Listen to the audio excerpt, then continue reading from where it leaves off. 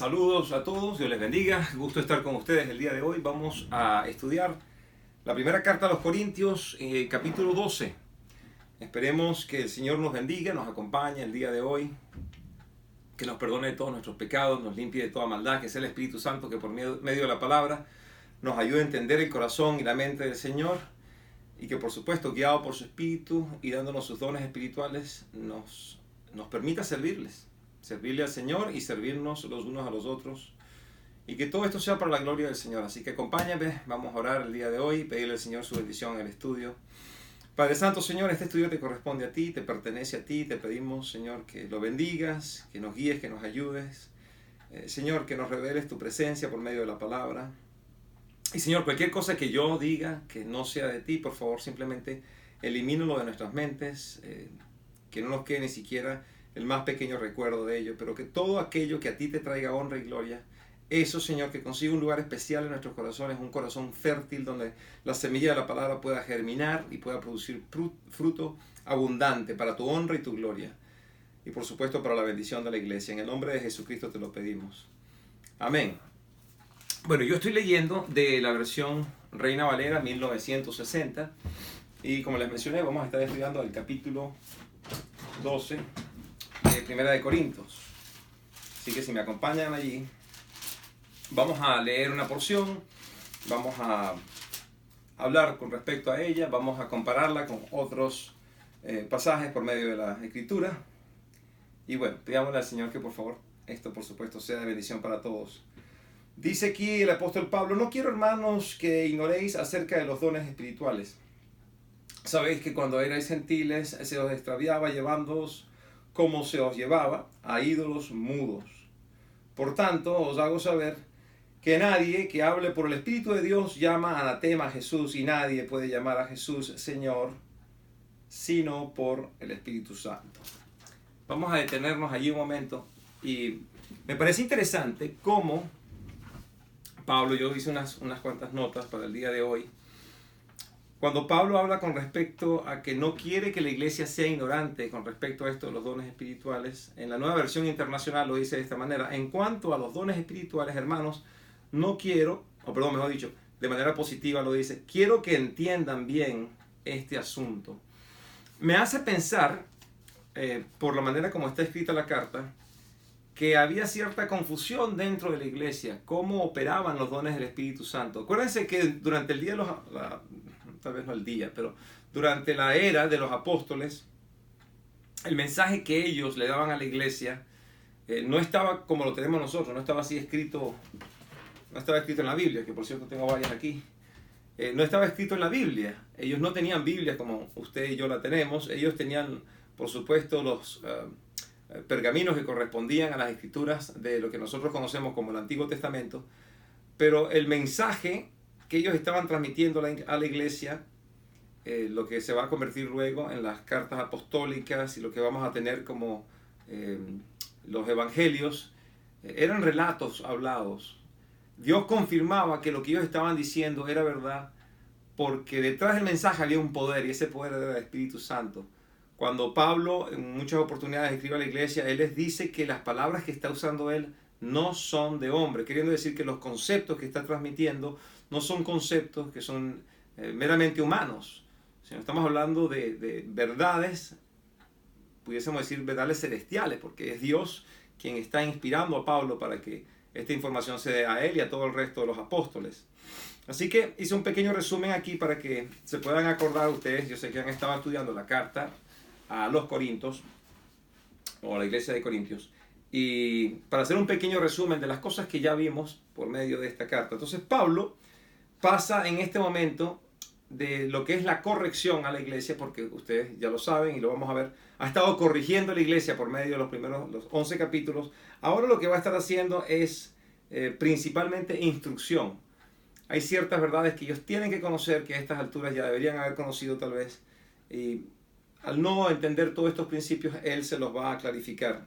Estamos hablando en realidad que a la final es el Espíritu Santo quien está tratando de comunicarle a la iglesia estas clarificaciones. Así que vamos a ver rápidamente qué ocurre en los primeros 11 capítulos y luego continuamos con el capítulo 12 de la carta a los apóstoles. En el primer capítulo, en el verso 7, en la Nueva Versión Internacional, vemos esto, palabras del apóstol Pablo. De modo que no les falte ningún don espiritual mientras esperan con ansias que se manifieste nuestro Señor. Que no les falte ningún don. Los dones del Espíritu Santo Dios se los había dado a la iglesia para la gloria de Dios y para la unificación del cuerpo de Cristo en el conocimiento y en el trabajo que tienen que hacer para el Señor. No tienen por qué faltar a ninguno de estos dones. Y luego dice en el verso 18 y 19 del mismo capítulo, dice lo siguiente, me explico. El mensaje de la cruz es una locura para los que se pierden. En cambio, para los que se salvan, es decir, para nosotros, este mensaje es poder de Dios. Pues está escrito, destruiré la sabiduría de los sabios, frustraré la inteligencia, frustraré la inteligencia de los inteligentes. Y la iglesia, en este caso, como una iglesia era inmadura, les hacía falta que crecieran. La inmadurez de la iglesia no es difícil de reconocerla cuando uno está leyendo estos capítulos.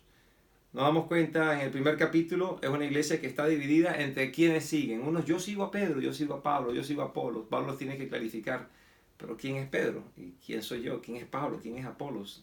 A la final, ustedes son seguidores de Cristo y nosotros somos siervos de Jesucristo. Esto con respecto a la madurez, a veces uno atribuye la madurez a la edad. Pudiésemos atribuir la vejez a la edad, pero no la madurez. No todas las personas que llegan a viejo llegan a ser maduros. Estaba yo pensando en una pareja que tiene deseo de casarse, tiene suficiente edad para ir al registro y obtener una licencia matrimonial, para alquilar un salón de bodas, para inclusive costearse los gastos de la luna de miel. Pero una vez que se ha acabado la luna de miel, la pareja puede comenzar a experimentar problemas, principalmente económicos, porque a lo mejor se gastaron todo el dinero en la boda y en la luna de miel.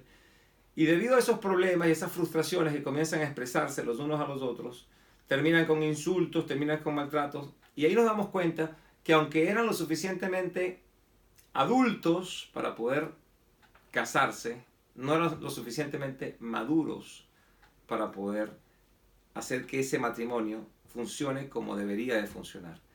Bueno, dentro de la iglesia, las personas han nacido de nuevo, tienen vida eterna en Cristo Jesús, pero no tienen la madurez para poder funcionar como debería de funcionar el cuerpo de Cristo. Así que lo que vamos a estar hablando el día de hoy es entendiendo un poco más de este proceso de madurez, el trabajo de la obra del Espíritu Santo por medio de los dones. Y le vamos a seguir pidiendo siempre al Señor que nos ayude a nosotros, a ti, a mí, a todos, a que no solamente nos estemos envejeciendo, porque es lo que nos está pasando, pero que también estemos alcanzando un mayor nivel de madurez. En el primer capítulo de esta carta nos damos cuenta de que existe una desunión en favor de algunos maestros. Y eso no es correcto, no es lo que el Señor estaba esperando de nosotros. Nosotros tenemos que reconocer que los hombres que han sido colocados por Dios para ser maestros, en estos casos como eran los apóstoles, estaban cumpliendo con un trabajo, tenían una oficina. Nosotros decimos oficina cuando nos referimos al puesto o al cargo que estaban desempeñando. Pero uno no era más importante que el otro, porque al final todos simplemente eran parte del cuerpo de Cristo y todos están fungiendo una obligación, un deber, están dentro de una capacidad. Por eso a veces es triste ver dentro de las iglesias cómo se exalta a la figura del pastor o a la figura de un evangelista, a la figura de un maestro bíblico. Y luego, por supuesto, se ve de repente así con desdén a la persona que es el ujier o que trabaja en seguridad o que está limpiando los pisos, sin darnos cuenta que a la final Cristo es el que merece honra y gloria y el resto del cuerpo solamente es eso, el resto del cuerpo, todos para servirse los unos a los otros. En el segundo capítulo, Pablo les está explicando a ellos con respecto a que Jesucristo, la sabiduría del mundo lo rechaza. El mundo no es capaz de aceptar y reconocer y entender quién es Jesucristo. Eso está en el verso 13, dice lo siguiente, de este mismo capítulo que estaba leyendo. Dice, porque por un solo espíritu fuimos todos bautizados en el cuerpo, sean judíos, sean griegos, sean esclavos. Estoy regresando al capítulo 2. Capítulo 2, perdóneme, ¿dónde está? Capítulo 2, versículo 13, aquí lo conseguí. Lo cual también hablamos no con palabras enseñadas por sabiduría humana, sino con las que enseña el Espíritu, acomodando lo espiritual a lo espiritual. Las personas que no han nacido en el Espíritu no son capaces de reconocer quién es Jesucristo, no son capaces de entender los principios bíblicos y cómo funciona una iglesia. En el capítulo 3 nos damos cuenta con respecto a lo inmaduro que son estas personas y los llama carnales. Él los describe de esta manera. Verso 1 en adelante dice esto. Dice, de manera que yo, hermanos, no puedo hablaros como espirituales, sino como a carnales, como a niños en Cristo. Odié beber leche y no vianda, porque aún no erais capaces, ni son capaces todavía, porque aún sois carnales. Pues habiendo entre vosotros celos y contiendas y disensiones, no sois carnales y andan como hombres. Entonces ya nos damos cuenta, por un lugar, existe en la iglesia división en el capítulo 1, en el capítulo 2, falta de conocimiento, porque ese conocimiento tiene que venir por el Espíritu Santo. Hay hombres que venían con filosofías y sabidurías humanas, confundiendo a la gente. En el capítulo 3 nos damos cuenta que la iglesia se está comportando de manera carnal, porque dentro de ellos continúan habiendo celos, disensiones, contiendas. Aquí copié ese mismo capítulo, pero ¿cómo se lee en la versión Dios habla hoy? Dice de esta manera: de manera que yo, hermanos, no puedo hablaros como a espirituales, sino como a carnales, como a niños en Cristo. Deberían odiar beber leche y no vianda, porque aún no erais capaz, ni sois capaces todavía, porque aún sois carnales, pues habiendo entre vosotros celos, contiendas y disensiones, no sois carnales y andáis como hombres. Bueno, básicamente suena muy parecido, ¿no? A la versión Reina Valera. Capítulo 4, versículo 18. Dense cuenta de esto. Los llama presuntuosos o que están envanecidos. En el verso 18. Es bien peligroso esto de la presunción de las personas. Se envanecían porque el apóstol no estaba presente ante ellos cuando los estaba corrigiendo, y las personas tenían una actitud como que ellos supieran más que lo que el apóstol les estaba diciendo. Es muy eso de la carne. Por lo general queremos tener la razón. Queremos tanto tener la razón que estamos dispuestos a argumentar sin que tengamos la razón. Muchas veces lo hacemos sabiendo que no tenemos la razón, pero tenemos que tener la razón a la fuerza. Así que en este caso los está llamando a ellos presuntuosos. En el 5º capítulo Pablo les dice lo siguiente: se ha sabido que uno de ustedes tiene como mujer a su propia madrastra. Esto es un caso de inmoralidad que es tan grave que ni siquiera de entre los paganos. Y aún se hinchan ustedes de orgullo donde deberían llenarse de tristeza. El hombre que vive en semejante situación debe ser expulsado de entre ustedes. Eso se lo estoy leyendo de la versión Dios habla hoy. La iglesia se había sentido tan orgullosa, se sentían tan orgullosa de su liberalidad. Era una iglesia tan liberal que ellos veían bien. Bueno, de repente no estoy diciendo que vean bien que el hombre tenga relaciones sexuales con la mujer de su papá, sino lo que estaban viendo bien es que ellos no lo iban a condenar al respecto. Bueno, permítanle que continúe con nosotros, lo que está haciendo, pues lo está haciendo, no debería hacerlo, pero así somos nosotros como iglesia, vamos a aceptarlo con todo y eso. Pablo los corrige diciendo, no, a ese hombre tienen que botarlo de la iglesia, que se arrepienta. Un poquito de levadura corrompe toda la masa. Muy peligroso aceptar pecado dentro de la iglesia. En el 6º capítulo también habla con respecto a las disputas legales y cómo era posible que no hubiesen sabios dentro de la iglesia para poder resolver esta clase de situación. Y eso nos damos cuenta, la iglesia no ha cambiado tanto en los últimos 1900 años. Todavía existen disputas legales dentro de cristianos cuando lo que estaba diciendo el Espíritu Santo por medio del apóstol Pablo era: busquen dentro de ustedes personas con sabiduría, que sean capaces de resolver estas situaciones. No anden yendo a las cortes donde ni siquiera creen en Dios ni creen en Jesucristo. Bueno, si no creen en Dios, ¿cómo van a creer en Jesucristo? Pero dicen, no vayan hacia las cortes, porque al final lo que hacen es quedar mal ante los que no son de la iglesia, como que la iglesia no es capaz de resolver sus propios asuntos. Esto no quiere decir que no hayan situaciones en las cuales amerite, por supuesto, que la iglesia invite a las autoridades a que participen. Si hay dos hermanos que se ponen a discutir porque uno le debe cierta cantidad de dinero al otro y tú me lo vas a pagar, yo no te lo quiero pagar, y terminan yendo a la corte para solucionar ese problema, posiblemente lo hubiesen podido solucionar con la sabiduría de la iglesia. Hay otros asuntos que sí requieren, por supuesto, intervención jurídica, donde las autoridades tienen que participar. Si un hombre está maltratando a su esposa o viceversa, la mujer está golpeando y maltratando al esposo, ahí, ¿por qué no? Antes de que esa persona termine haciéndole un daño muy grave, llamen a la policía y que se encarguen de ese asunto. Donde existen violaciones, donde existen maltratos, toda otra cantidad de situaciones, por supuesto, las personas tienen la necesidad y la obligación de llamar a la autoridad para que se acabe esa situación tan terrible. Pero en este caso estaba hablando de disputas legales. En el 7º capítulo establece con claridad ciertos aspectos de la vida conyugal. Eso es bastante importante. La Biblia te dice cómo poder llevar un buen matrimonio. Capítulo 8 demuestra cómo se puede comer de todo. El hombre cristiano y la mujer cristiana tienen derecho a comer lo que les dé la gana. Pero Pablo lo dice de esta manera: no permitas que tu libertad se convierta en una piedra de tropiezo para tu hermano. Hay personas que tienen una conciencia más débil, personas que no son capaces de entender esa enseñanza, que todo ha sido bendecido por el Señor, si se acepta con gratitud y con oración. Entonces, siendo ese el caso, estás con una persona de una conciencia débil, no permitas que tu libertad se convierta en una piedra de tropiezo para la siguiente persona, la persona que esté al lado tuyo. En el 9º capítulo, Pablo se ve obligado a defender su apostolado. Las personas estaban poniendo en tela de juicio el apostolado de Pablo. Es que él no es Pedro, él no caminó con Jesucristo en el agua. Es que él no es Juan. Pero Pablo está diciendo: si no soy un apóstol para ellos, por lo menos tengo que serlo para ustedes, porque ellos fueron los que escucharon el evangelio por medio de Pablo. Entonces él defiende ante ellos su apostolado. En el 10º capítulo, él advierte con respecto a lo que son las tentaciones. En el verso 12 dice lo siguiente: por eso, que nadie se sienta seguro de que no va a pecar, pues puede ser el primero en hacerlo. Eso es una traducción del lenguaje actual.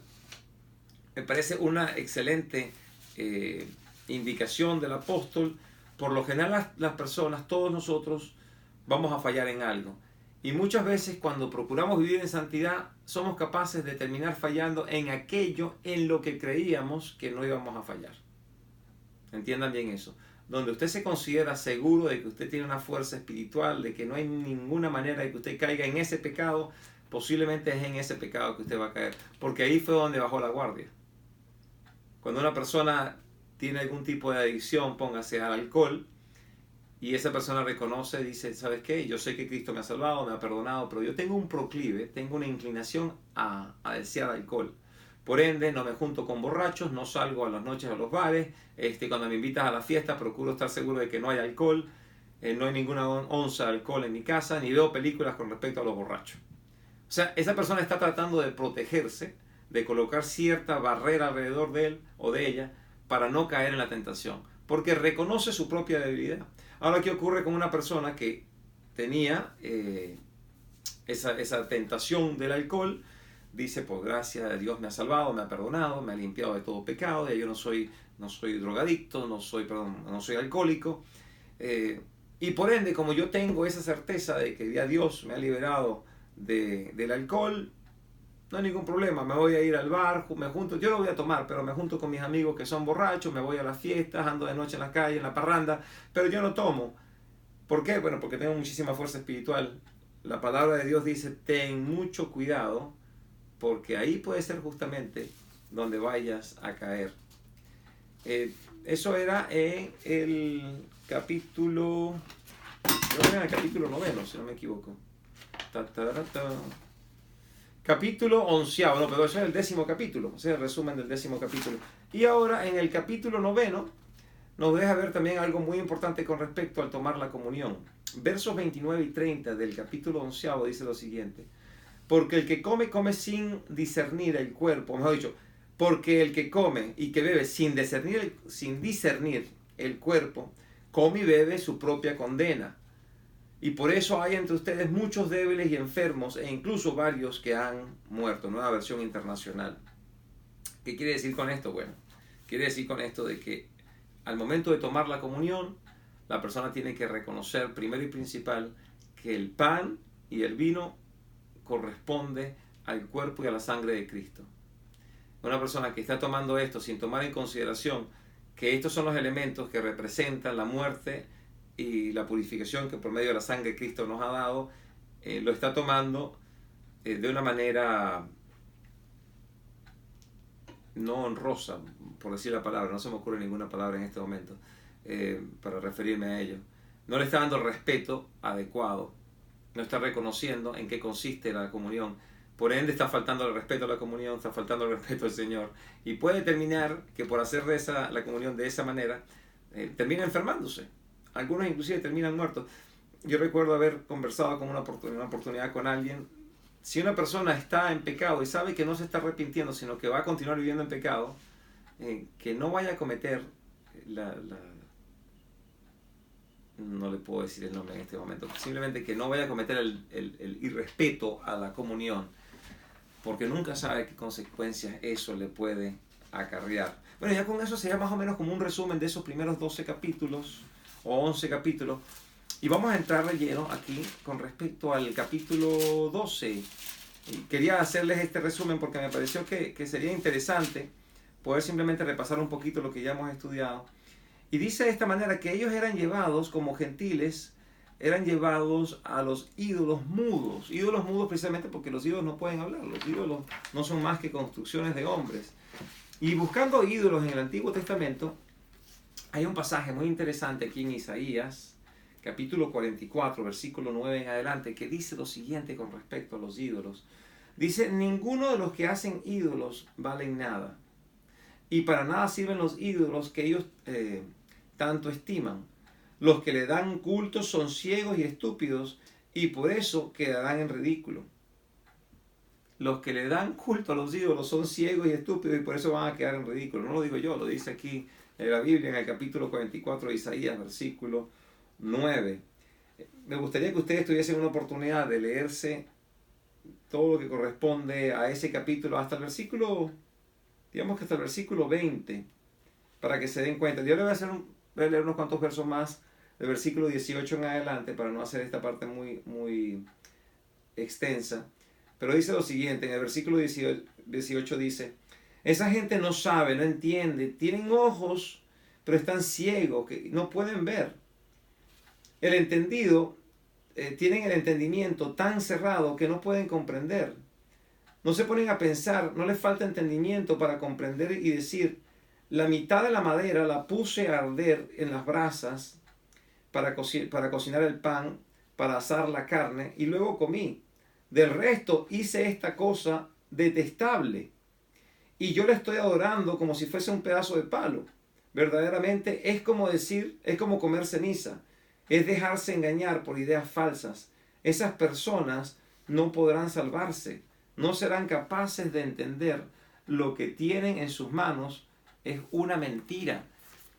Lo que está haciendo referencia a Isaías es que el ejemplo que da es que una persona corta un árbol, toma un pedazo de la madera y lo utiliza para cocinar su alimento, pero el otro pedazo de madera luego lo va a esculpir y va a hacer un ídolo de ese pedazo de madera y se va a postrar ante el ídolo y va a decir, tú eres mi Dios.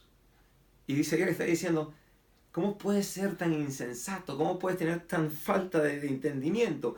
Ese pedazo de madera no es más que eso, es madera. Si te acabas de comer una carne asada con un trozo de esa misma madera que utilizaste para cocinarla, ¿cómo ahora te vas a humillar, te vas a arrodillar ante lo que tienes allí? Que no es más que eso, no es más que un pedazo de madera. Y qué triste, ¿no? Que las personas se dejan llevar de esta manera por los ídolos, pero ese es el caso. Él está diciendo, así eran ellos. Y así simplemente esa es una realidad. El hombre fue hecho por Dios para adorar. Pero si el hombre no es capaz de reconocer en Dios el centro de su adoración, va a terminar adorando cualquier otra cosa, inclusive los ídolos mudos. El verso 3 dice lo siguiente, por tanto os hago saber que nadie que hable por el Espíritu de Dios llama anatema a Jesús, y nadie puede llamar a Jesús Señor sino por el Espíritu Santo. Anatema es una palabra de origen judío, significa maldito, significa rechazado, significa puesto a un lado, que no corresponde al grupo, es algo que tiene que ser desechado. Y fue exactamente lo que estaban haciendo y lo que se sigue haciendo con Jesucristo. Ustedes se dan cuenta, ustedes pueden hablar con muchas personas, pueden hablarles de Dios, puedes hablar de fe, de religión, de ser espirituales. Y muchas personas van a estar de acuerdo contigo. Van a decir, oh, todo eso son cosas maravillosas y no vamos a juzgar a las personas con respecto a su fe, su religión, su espiritualidad. Claro, Dios, maravilloso. Pero usted dígale a alguien con respecto a Jesucristo y las personas van a rechazar el mensaje. Si esa persona no ha recibido, primero si no ha nacido de nuevo, pero si no ha sido movido su corazón en creer en Jesús, esas personas van a rechazar a Jesucristo. O sea, una persona que rechace a Jesucristo, cuando lo rechaza no lo está haciendo porque el Espíritu Santo le está llamando a hacerlo. Eso lo vemos dentro de las sectas y los cults, los cultos, donde la figura de Jesucristo no se acepta por quien Jesucristo es. ¿Quién es Jesucristo? Bueno, aquí te lo continúa diciendo el pasaje. Nadie puede llamar Señor a Jesús sino por el Espíritu Santo. Si nos buscamos en los evangelios, en el capítulo 5 de Juan, dense cuenta de esto, capítulo 5 de Juan, versículo 18, dice lo siguiente: por esto los judíos aún más procuraban matarle, hablando de Jesucristo, porque no solo quebrantaba el día de reposo, sino que también decía que Dios era su Padre, haciéndose igual a Dios.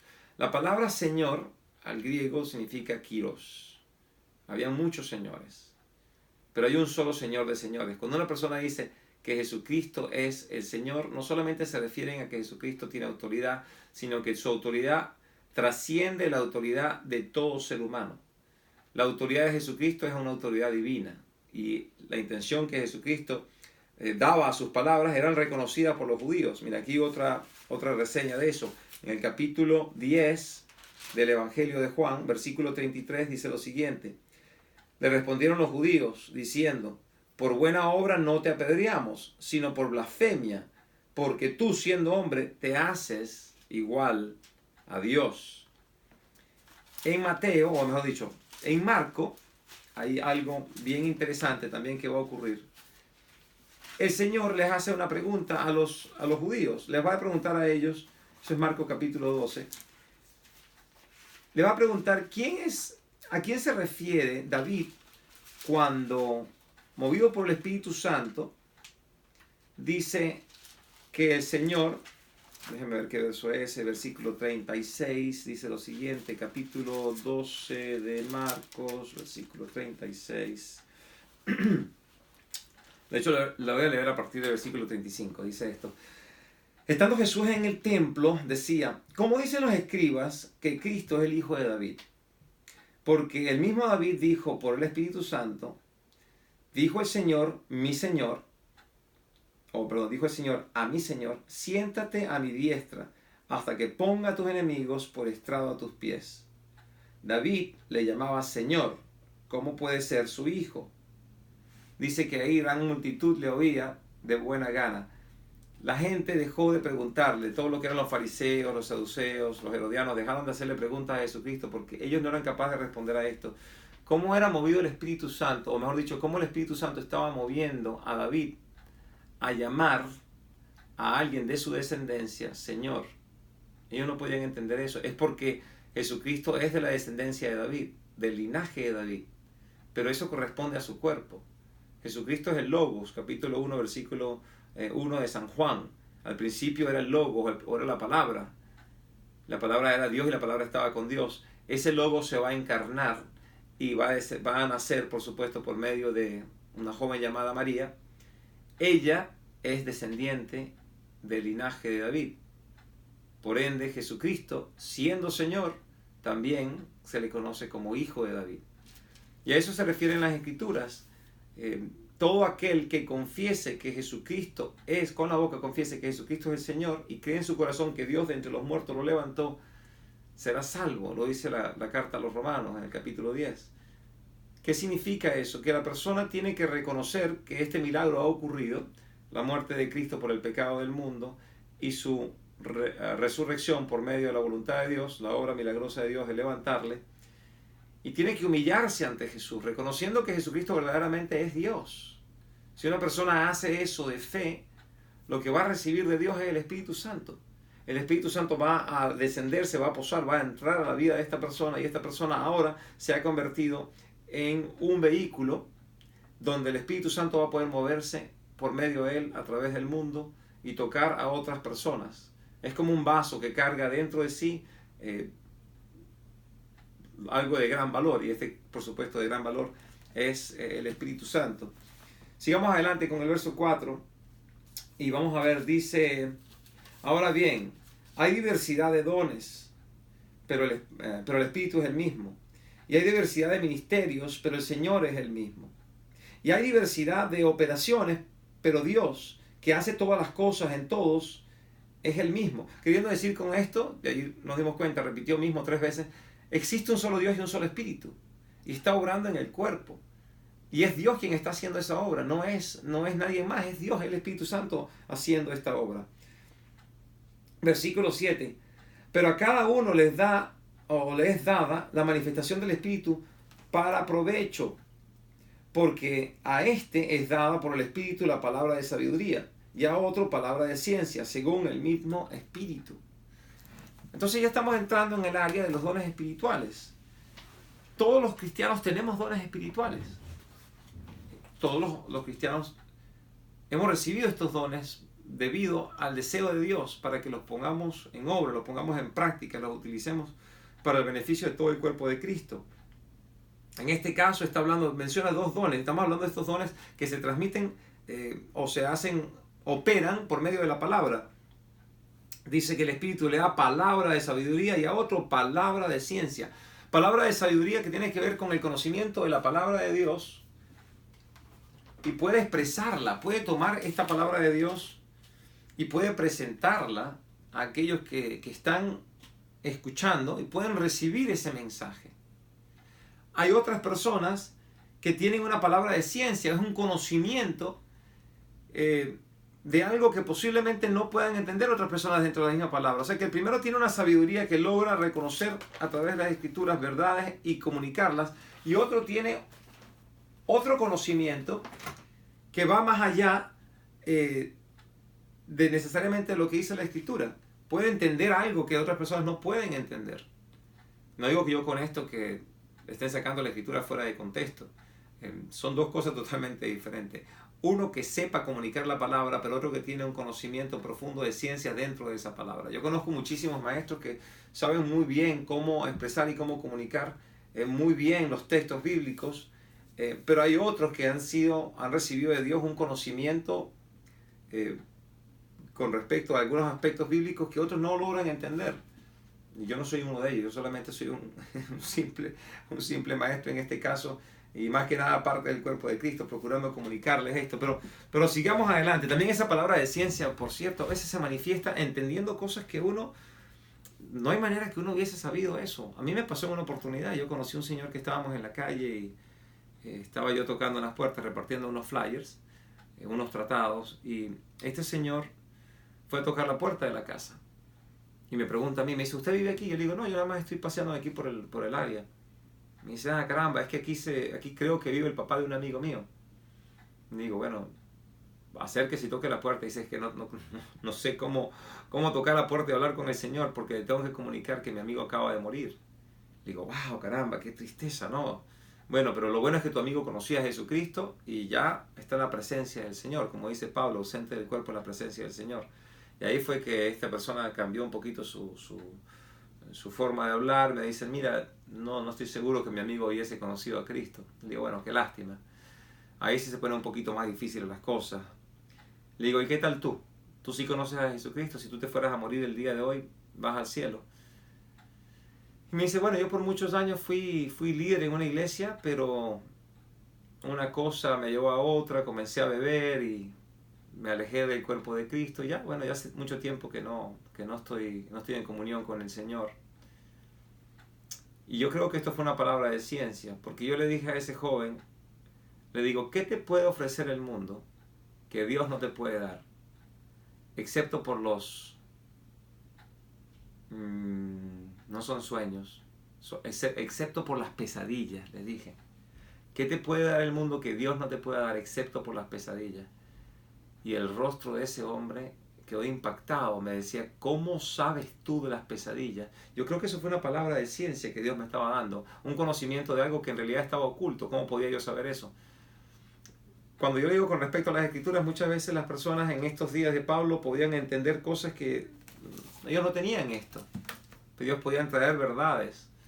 Pero en este caso yo le traje al muchacho una verdad que yo no hubiese podido conocer a menos que el Espíritu Santo me lo hubiese revelado. Y bueno, después de que conversamos, me tocó orar por él, me pidió orar por mí. Y espero que de esa manera se hubiese dado cuenta que el Señor le estaba llamando, que regresara a tener comunión con él. Yo soy un firme creyente de que ese muchacho no había perdido su salvación, simplemente había extraviado su camino. Y el Señor estaba esperando a que todo lo que tenía que hacer era pedirle a Dios perdón y regresar una vez más a caminar por esa senda que es angosta. Verso 9 dice, a otro le fue dado, a otro fe por el mismo Espíritu, o sea que recibe el don que es el don de fe. Es un don, el don de fe es más allá que el don de fe para creer y ser salvo. Es un don para creer y obrar por fe, donde las personas logran reconocer que Dios se va a encargar de algo, pero porque tienen una fe que sobrepasa el entendimiento de muchos de nosotros. Digamos, yo puedo decir que este a lo mejor es el caso de un caballero llamado George Mueller. A finales del siglo XIX, George Mueller tenía un orfanato donde había más de 2000 niños. George Mueller entendió esto por medio de las escrituras, que él no le iba a pedir a nadie nada. Porque la escritura dice, en oración, preséntale todas tus solicitudes al Señor y Él habría de satisfacerlas. Así que él dijo, yo no le voy a pedir nada a nadie, le voy a pedir todo a Dios. Bueno, todos los días tenía que pedir comida, porque no había comida en ese orfanato para los niños. Dice, leí un libro con respecto a su vida, que se levantaba a las 3 de la mañana a orar, se ponía de rodillas, empezaba a pedirle al Señor, le decía, Señor, no hay comida para los niños se despiertan a las 6 de la mañana, no tenemos desayuno. Son tus hijos, así que tú te vas a encargar, por favor, traerle la comida. Más o menos como a eso, de golpe, 4:30, 5 de la mañana, empiezan a tocar la puerta, les estaban trayendo leche, huevos, pan, las gallinas pusieron más de la cuenta, las vacas dieron más leche, el panadero, la orden se la cancelaron, pero le pagaron, así que quedaron muchos panes, se van a poner viejos, en esa época no había refrigeradores y todas estas cosas, así que se lo donan a él, alimentan a los 2000 niños, George Mueller regresa a su recámara, se pone de rodillas, gracias Señor Dios por el alimento, por el desayuno, no tenemos para el almuerzo, sé que vas a proveer el almuerzo. Nuevamente le venía personas trayendo comida para el almuerzo y así, no sé cuántos años fueron, pero había un don de fe que se manifestaba en este hombre y confiaba muchísimo en el Señor. Yo creo que ese es un don espiritual, tal como lo estamos leyendo aquí. Dice que otros tienen un don de sanidad, que es por el Espíritu. Yo he orado por personas que están enfermas y yo he visto milagros, pero a mí me parece en realidad que este don de sanidad posiblemente trasciende el simplemente orar por los enfermos. Hay personas que se llaman cesacionistas. Ellos no consideran que los dones continúan tal y todos los dones en esta época. Yo considero que estos dones todavía están operando, aunque no creo que son tan sensacionalistas como son algunas personas. Hoy en día hay personas que llenan estadios completos, invitan a todo el mundo, vengan a ver esta jornada de sanidad, y llenan estadios completos. Y siempre he pensado yo, si eres capaz de llenar un estadio para sanar a los enfermos, ¿por qué mejor no te vas a un hospital donde todo el mundo está enfermo? Y si te vas a un hospital de niños hay mucha fe. Así que haz estos milagros con el don de sanidad dentro de los hospitales, pero no lo hacen. Así que no les puedo decir yo con respecto a este don de sanidad. Sé que hay que orar por los enfermos, yo lo hago, he visto muchos milagros, pero me parece que este don de sanidad que estaba operando en este momento, hay personas que simplemente iban, oraban por los enfermos y se estaban sanando, cosa que el día de hoy, si es la voluntad, algunos se sanan, otros no, todo depende de la voluntad del Señor. Hay otros que hacen milagros, dice aquí, versículo 10, a otro le hace hacer milagros y a otro profecía. Profecía es el compartir la palabra de Dios nuevamente. Hubo una época que la profecía era decir lo que va a pasar en el futuro. Hoy en día es el don de exhortación, el don de comunicar verdades bíblicas, la palabra de Dios. A otro el discernimiento de espíritus. Eso es un don muy importante dentro de la iglesia, porque a la iglesia se acercan personas que no vienen con buenas intenciones, pero hay personas que tienen ese don de discernimiento de espíritu, que son capaces de ver y reconocer que esa persona no viene con buenas intenciones, que existe un espíritu maligno detrás de la intención de esa persona. Y muchas de las personas que tienen ese don te dicen de antemano, esa persona viene con malas intenciones, lo sé. Y con el tiempo se demuestra que en realidad estaban ellos ejerciendo este don espiritual.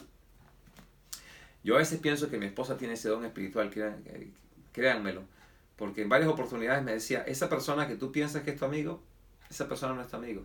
Y le decía, ¿cómo es posible que no va a ser mi amigo? Mira cómo se porta de bien, mira toda esta cantidad de cosas. Ella me decía, no, esa persona es un hipócrita y tú lo vas a ver. Y esa mujer tenía la razón. Pasaba el tiempo y esa mujer tenía la razón. Así que yo no dudo que mi esposa tenga este don de discernimiento de espíritus. A otros, diversos géneros de lenguas, y a otros, la interpretación de lenguas. Eso se va a expandir más en el capítulo 14, pero nos dimos cuenta de que estos dones estaban operando en la iglesia en esta época. La primera manifestación está en el capítulo 2 de Hechos de los Apóstoles, cuando desciende el Espíritu Santo en el día de Pentecostés sobre los apóstoles, y los que estaban, los 120 que estaban reunidos en el cuarto, van a comenzar a hablar en lenguas diferentes a las propias, pero es una lengua que tiene sentido, va a ser entendida por la multitud que está alrededor de ellos. Y esa multitud reconoce que lo que están diciendo estas personas está glorificando a Dios. Reconocía que ellos eran galileos, pero que ellos estaban hablando un idioma que le pertenecía a otras personas de otras regiones del mundo.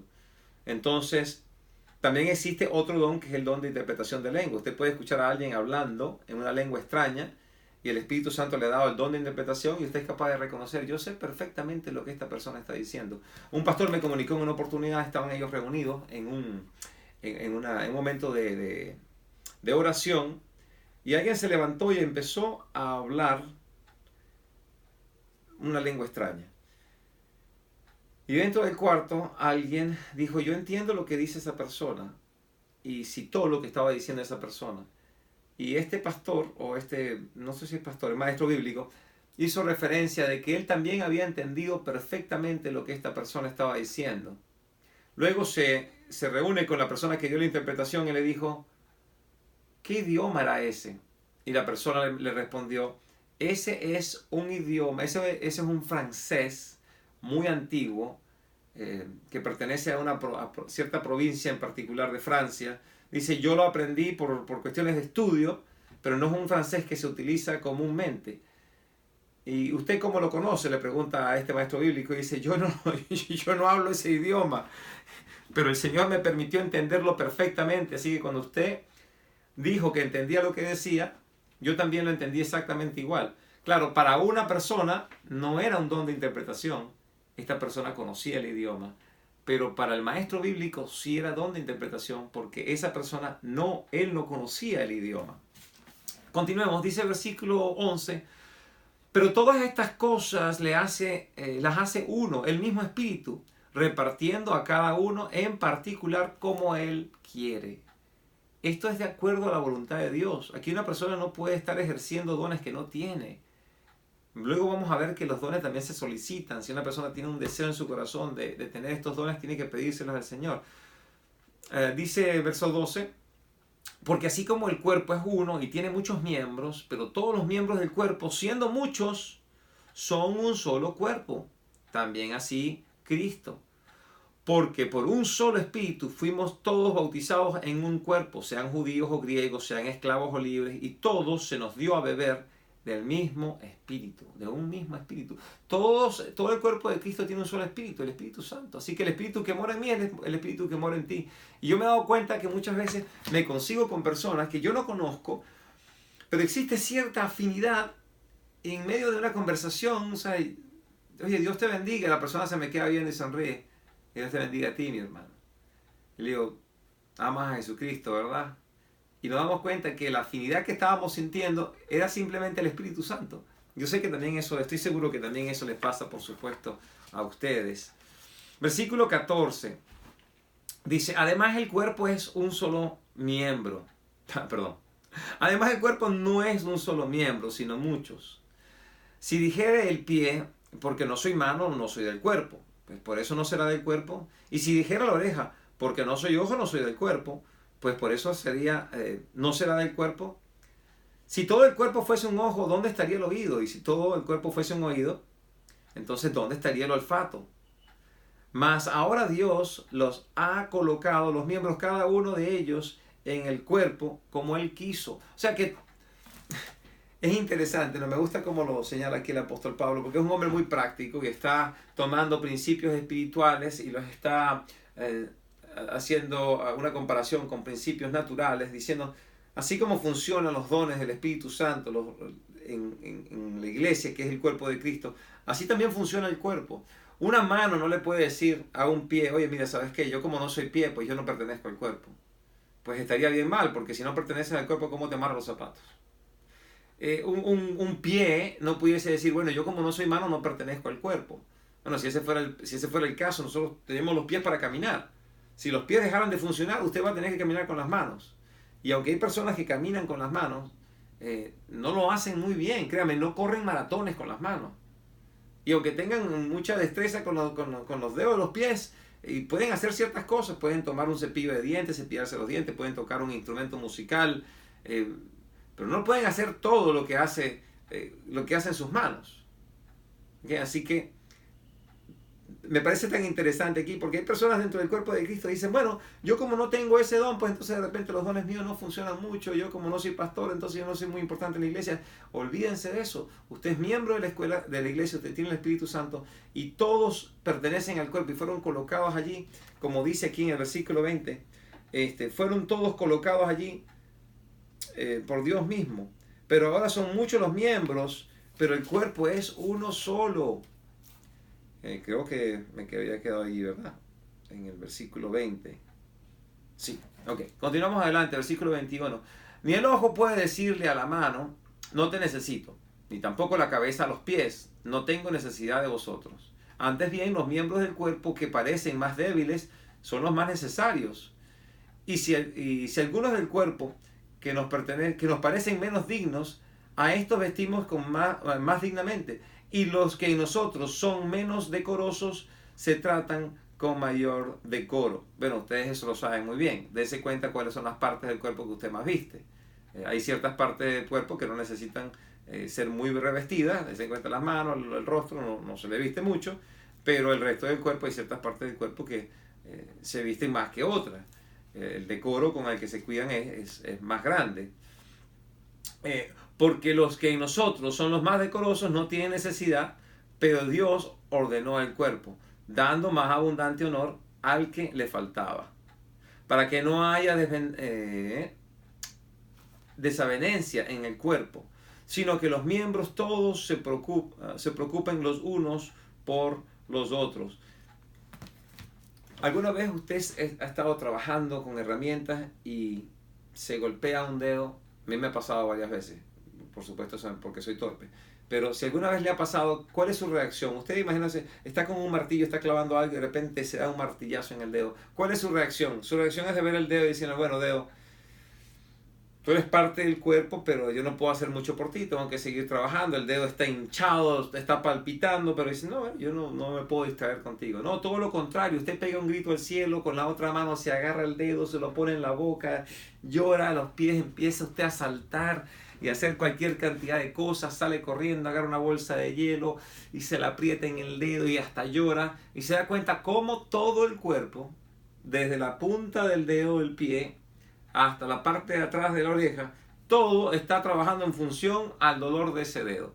Eso lo estamos viendo aquí, que no haya desavenencias en el cuerpo, sino que los miembros todos se preocupen los unos por los otros, de manera que si un miembro padece, todos los miembros se duelen con él. Y si un miembro recibe honra, todos los miembros con él se gozan.